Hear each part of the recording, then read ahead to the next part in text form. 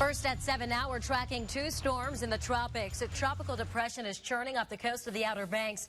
We have team coverage from North Carolina and Virginia Beach on how the conditions are right now. First, we start, though, in the Weather Center with meteorologist Don Slater. You have been a busy man today. Yeah, we're going to be busy over the next couple of days with this and beyond, too, quite likely, because there's still more stuff out there. I want to show you what's going on. Not to worry too terribly much. I don't want to scare the bejeebers out of you with this whole situation. There is a tropical storm watch in effect, basically for Hatteras Island. Now, there is not even a tropical storm out there quite yet. It's still a tropical depression, 35-mile-an-hour winds. When it bumps up to 40 miles an hour, then it becomes a tropical storm, and it's not there yet. It's likely to do so, though, by tomorrow afternoon. There's where tomorrow afternoon at 2 o'clock, 40-mile-an-hour winds, and it gets the name either Hermine or Ian. We don't know which one it is yet because there's one in the Gulf of Mexico that could become Hermine or Ian, too.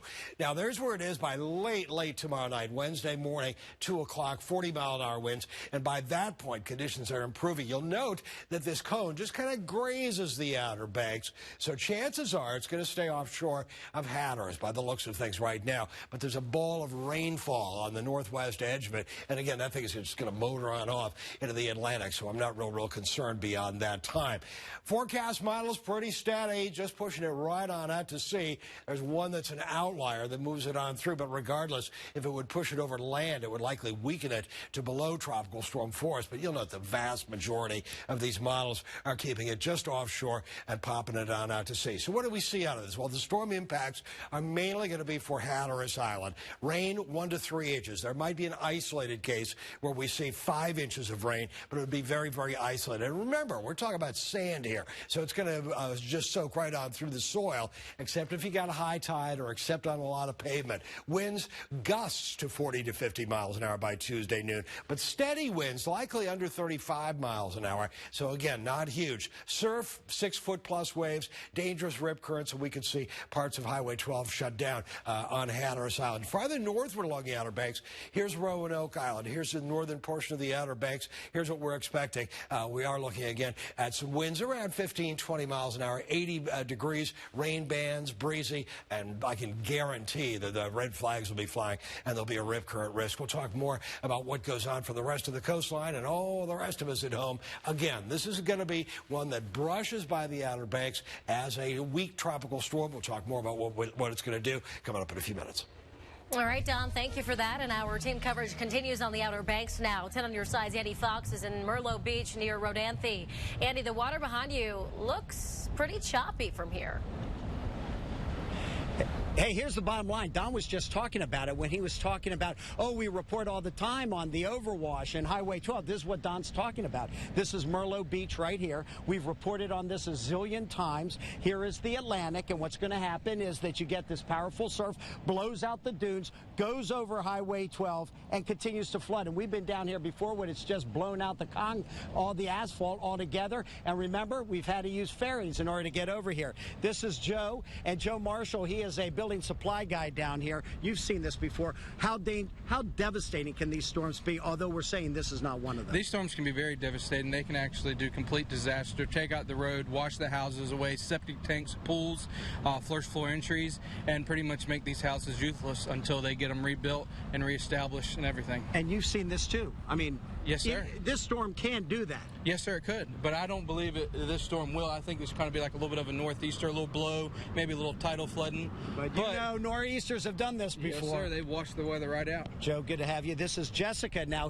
She is visiting Joe over here at his house. And you are concerned about this because of what you've heard. Tell me about that. I am a little bit concerned. I know that it has washed over before, and I have my vehicle here, so I'm a little bit concerned of what's going to happen when we wake up tomorrow morning. Right. What are your plans? Do you have a battle plan? We haven't decided yet. We may take our cars to higher ground and just come back and ride it out. Right. Are you watching it? How closely are you watching? Really concerning you? Yeah, I've been kind of looking at it on the TV and on our Facebook and all that. So, Jessica, thank you very much. So, bottom line, this is the much talked about Highway 12, Merlot, hoping that the Atlantic doesn't cross and blow through the dunes. That's the latest here. Laura, back to you. Andy, thank you so much. And let's move up the coast where red flags are up in Virginia Beach right now, warning swimmers of dangerous rip currents there. 10 on your size, Joe Fisher there right now for us. And Joe, are beachgoers staying out of the water there? Yeah, Laura, a lot of them are taking the advice of lifeguards today and staying out of the water. We are coming off of a weekend of pretty choppy water and high surf, but the Virginia Beach Life Saving Service says that the surf today is even higher, and they expect it to get even higher over the next couple of days into Wednesday and possibly Thursday. We want to give you a look at that wave action right here. We are in between 16th Street and 17th Street by the Virginia Beach Fishing Pier. You can see that wave action out in the distance. There are still some surfers out there. We've been seeing a lot of surfers out there all day, and as we pan across the beach, a lot of people are staying about knee deep. That is the restriction with these red flags flying. You can see the red flags are up, the water is dangerous, and the restriction is that you're only allowed in knee deep. So a lot of people taking the advice of lifeguards. Over the weekend, they had made about 20 rescues. Today, they said they had made 0 rescues. So a pretty good day here at the ocean front. And we talked with some surfers earlier today. Here's a listen to what they had to say about these great conditions. It's coming in making some pretty good sized faces, 6-9 foot faces. This is a surfer's day. And I say that somebody that's been surfing for a while and understands how to deal with these conditions. We don't want the person that just bought their board or is just in town for the day and is going to go rent one and thinks this is a great day to start. Not the day for you.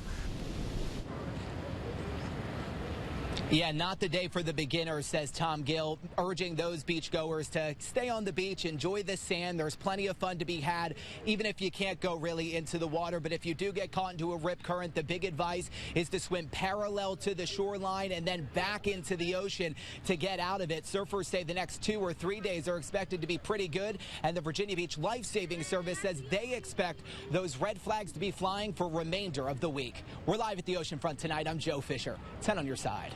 Joe, thanks so much. Let's hope that rescue number stays at 0. And our coverage of the storm systems continues. In a few minutes, we'll get an update from 10 on your side's Jason Marks, who is in Nags Head right now. And we'll get another update on both tropical depressions. Also, tune into tonight for Wavy News 10 at 10 and 11 for the latest from the Hurricane Center. Still ahead, the day's top stories in our top 7 at 7. Who officers say fired first in a shootout after a robbery? Plus, school and sports. Doctors are concerned over your child specializing in one sport too soon. Here are the risks. And the hepatitis A outbreak across the state continues to grow tonight. We have the latest numbers on those who got sick from eating at Tropical Smoothie Cafe. But first, before we go, some sad news to pass along to you. Gene Wilder, the star of many popular Mel Brooks movies, has died. The star's family said he passed away yesterday from Alzheimer's disease complications. But we will remember him for making us laugh in comedy classics like Young Frankenstein, Blazing Saddles, and The Producers. Wilder was also the charming Candyman and the children's favorite, Willy Wonka and the Chocolate Factory.